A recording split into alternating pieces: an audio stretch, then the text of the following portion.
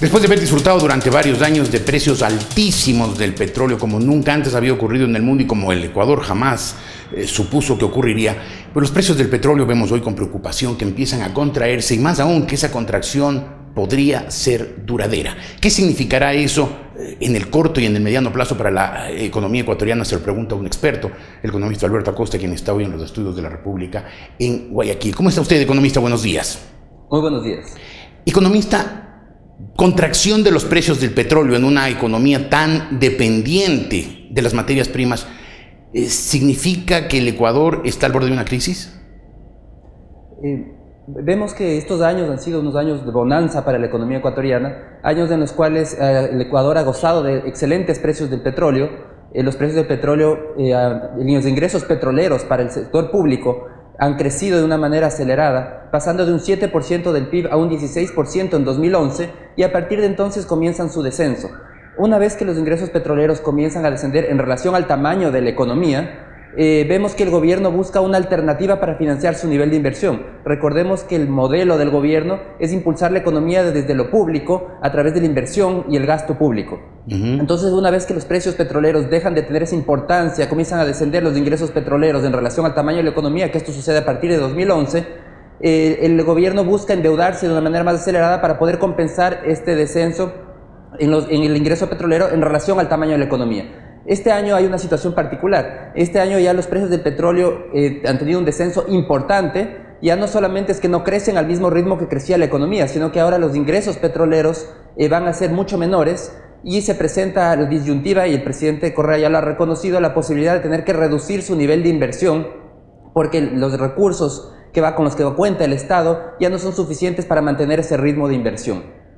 Ahora, ¿es posible y es sano compensar lo que va a dejar de entrar o lo que ha dejado de entrar ya por el precio del petróleo con deuda? Bueno, esa ha sido la alternativa, y en un corto plazo, un mediano plazo, no es un inconveniente compensar con deuda. Hay que recordar que el Ecuador tiene un nivel de endeudamiento bajo, estamos hablando alrededor de un 26% del PIB, y entonces la opción de endeudamiento existe. Lo importante es que eso no puede ser una política de manera indefinida. No podemos pensar en esa política de aquí a los próximos 10 años, y que lo que se debe hacer en este momento es reenfocar esa política de impulsar la economía a través de lo público y dar mayor participación al sector privado. Lo importante es que en la economía se mantenga el nivel de inversión.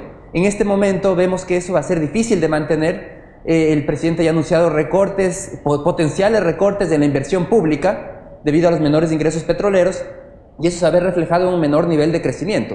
Vemos que a partir de 2011 la economía ha entrado en una fase de desaceleración. ¿Qué significa esto? Crecimiento, pero cada año un crecimiento menor. Y vemos que en este año la posibilidad, este año y los próximos años del futuro inmediato, la posibilidad de que crezcamos aún menos es real, debido a que el Estado va a tener que contraer su nivel de inversión.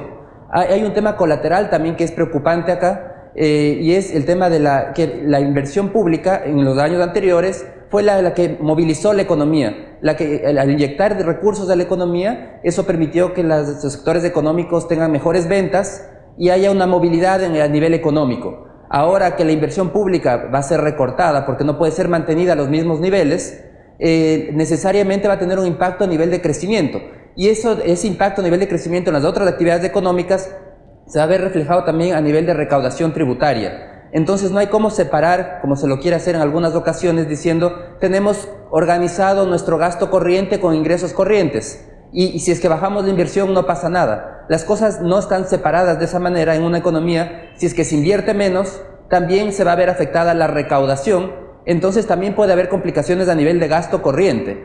Por eso es importante tratar de que, como un todo en la economía, sostener esa inversión, pero en este caso, como repito, no solo inversión pública, sino inversión privada e inversión pública. En este caso hay que impulsar la inversión privada. A eso quería ir, porque desde el punto de vista fiscal está claro, va a tener menos ingresos, las recaudaciones también van a bajar, por lo tanto la inversión pública tendrá que contenerse un poco.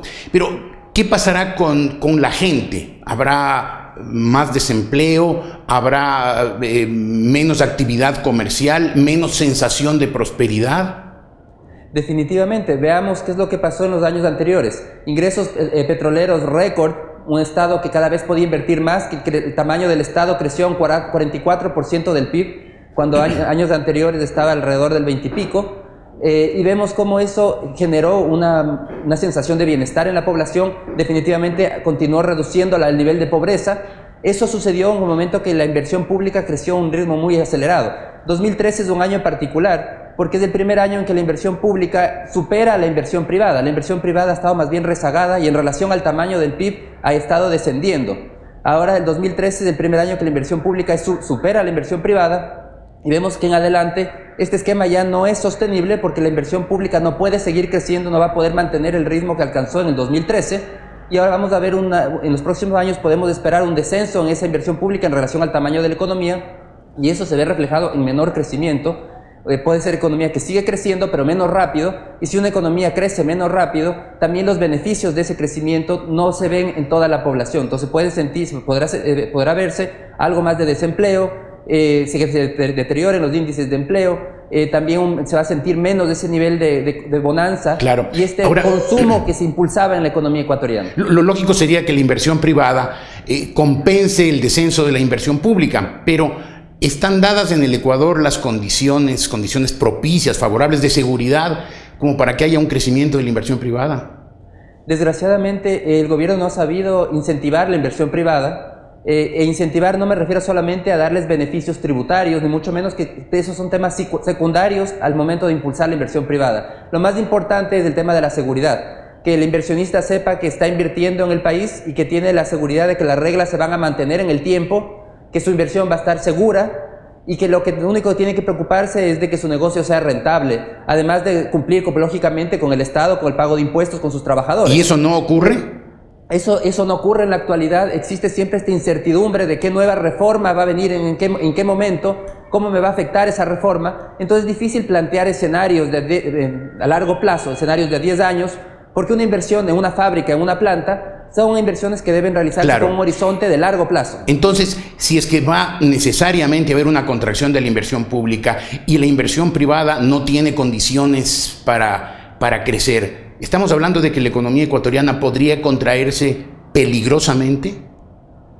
Yo creo que aquí la estrategia del gobierno en el corto plazo va a seguir insistir en el endeudamiento. Tenemos ya una visión de la programación cuatrianual hasta el 2017, la más reciente, donde plantea que el endeudamiento crezca hasta un nivel cercano al 39% del PIB en 2017. Entonces ya la visión del gobierno ya cuenta con que los ingresos petroleros no le van a acompañar y está apostándole a un nivel rápido y acelerado de endeudamiento, lo cual en un corto plazo garantiza que la economía siga moviéndose, que siga habiendo crecimiento. Entonces yo creería que a un inmediato plazo es difícil que haya un decrecimiento en la economía. Yo creo que va a seguir creciendo, tal vez menos rápido, pero va a seguir creciendo gracias a este endeudamiento. Pero esto es una política que no puede ser sostenible en el largo plazo, y eso hay que estar claros. Esta política por un corto tiempo puede ser manejable, pero después hay que pasar a un manejo de la economía, a un modelo que priorice la inversión que genera trabajo, la inversión que genera crecimiento.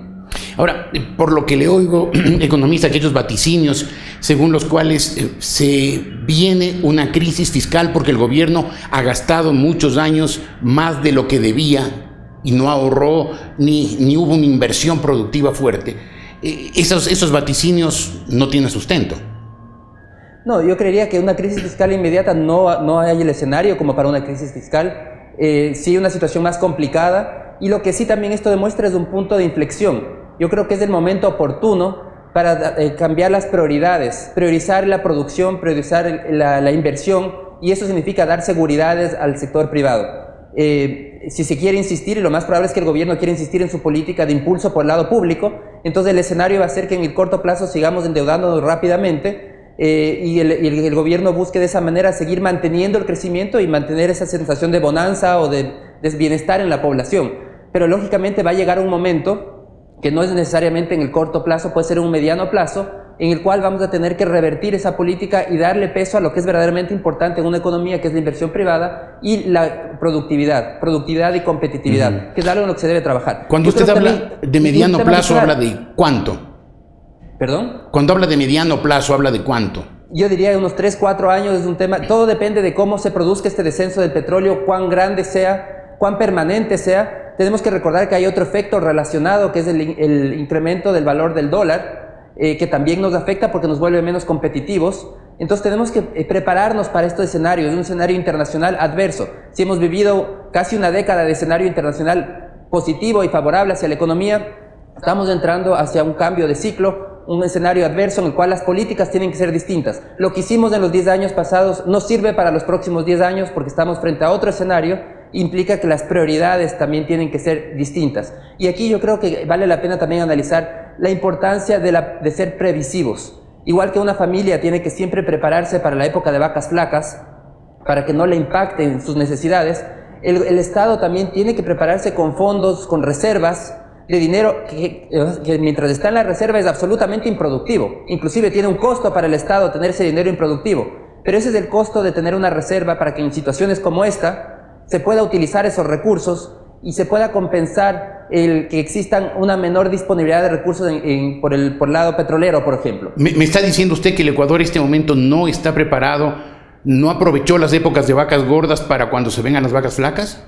No se crearon ningún fondo. Veamos el caso chileno. Yo creo que debemos aprender del caso chileno, donde una parte de los ingresos del cobre, por los excedentes de precio, se destinan a la creación de un fondo. Y este fondo, lógicamente, ese dinero, si lo invirtiéramos, tiene un mayor rendimiento para el país. Pero ahí hay una priorización que es la seguridad, ser previsivos. Y la previsión cuesta, es como contratar un seguro para cuando no tengamos suficientes ingresos. Eso no lo hemos hecho, hemos invertido siempre al máximo.